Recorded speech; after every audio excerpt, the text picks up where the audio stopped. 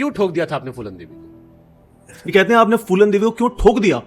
10 साल की उम्र थी जब घर में लड़ाई हो गई, चाचा ने जमीन हथिया ली, उसके बाद लड़ाई झगड़ा हुआ दुनिया भर का। 11 साल की उम्र में उसकी शादी हो गई। शादी जिस बंदे से हो गई वो था 11 साल की, ये वो था 40-45 साल का अधेड़ उम्र का इंसान। उसने यौन शोषण से लेकर सब कुछ, प्रताड़ना, मारता था, पीटता था। वो वापस भाग के किस तरीके से घर आई तो चाचा से फिर से लड़ाई हो गई जमीन को लेके। चाचा की फैमिली में किसी का फूलन देवी ने सिर फोड़ दिया, उसको लेके 1 महीने के लिए जेल चले गई। जब जेल से वापस आई तो चाचा खुंदक खाए बैठे थे। चाचा ने बोला बेटा तुम आ गई हो यहाँ पे, तो लाके डकैतों के बीच में उसको डाल दिया।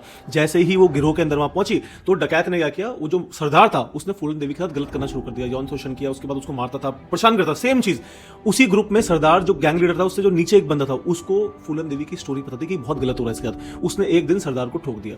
अब जब सरदार को मार दिया तो उसके बाद दोनों का वर्चस्व बढ़ गया। फूलन देवी और वो बंदा दोनों थोड़ा केमिस्ट्री अच्छी हो गई। इसी बीच जेल से 2 लोग ऐसे छूट के आते हैं जो सरदार मारा है उसके साथ के थे, सेम जाति के थे। उन्होंने आए, उन्होंने फूट पहले पड़वाई पूरे गैंग के अंदर, उसके बाद धीरे धीरे करके जो बंदा था फूलन देवी के साथ का, उसने उसको मार दिया उन लोगों ने।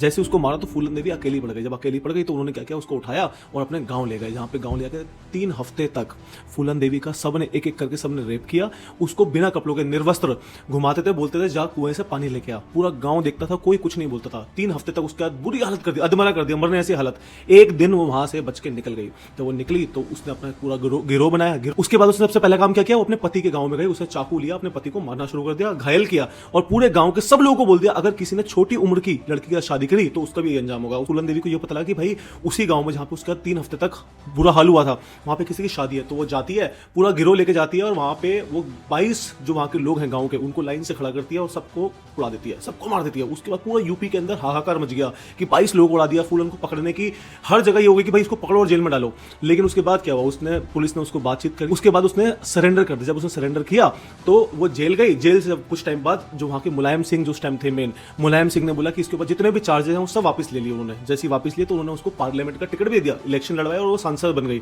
सांसद बनी, पहली बार जीत गई, दूसरी बार हार गई बीजेपी के कैंडिडेट से, तीसरी बार वो जीती और वो दिल्ली में अशोक रोड पर उनको बंगला मिल गया। जब उनको बंगला मिल गया तो वहां पे ये जो भाई साहब जो पॉडकास्ट में बैठे हुए ना, शुभंकर मिश्रा, इन्होंने जाके वहां पे उनको उड़ा दिया। ऐसा बोला जाता है कि जितने लोगों को उन्होंने उड़ाया 22 लोगों, उनमें कुछ निर्दोष लोग भी थे, लेकिन वो बोलते लेकिन आज भी लोग उनको सपोर्ट करते हैं। आपको क्या लगता है ये स्टोरी सुनने के बाद?